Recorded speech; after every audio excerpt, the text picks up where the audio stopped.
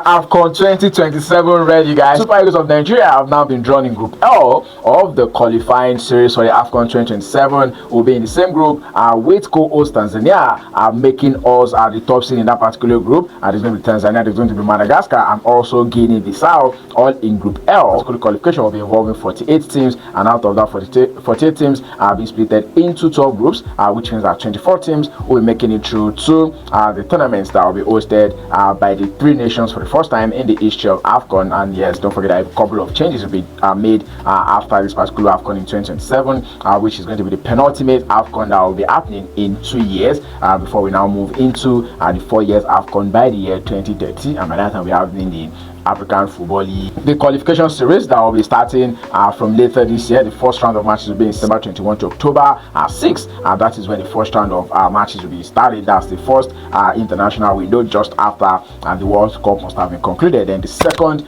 window will be around November 9 through to November 17. That's when we'll be having the second international window, and that's when we'll be having the matches, match day 3 and 4, and then the final round of matches of 5 and 6 will play next year 2027 between March 22 and March 30 and next year 2027. And by that time the full list of the teams that will be participating in the Afcon 2027 tournament must have been completed. By then, a couple of accounts that needs to be balanced between the Super Eagles of Nigeria and some of these teams, and worthy of note is Madagascar.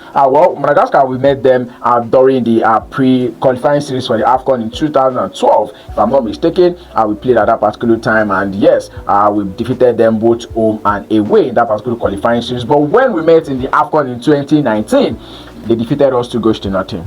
Yeah, I'm sure I'm not the only one who remembers that. Tanzania were also met in 2017 during the pre-Afcon qualification. We played 0-0 in Dar es Salaam, and in 2000 and right here in Nigeria at Uyo Township Stadium, where Kelechi Iheanacho actually scored that particular goal. It was 1 goal to nothing against them. While for Guinea-Bissau as well, we also met in the race for the 2023 Afcon, and they won in their own home. While the Super Eagles as well also won right here in Nigeria. So a lot of accounts that needs to be balanced.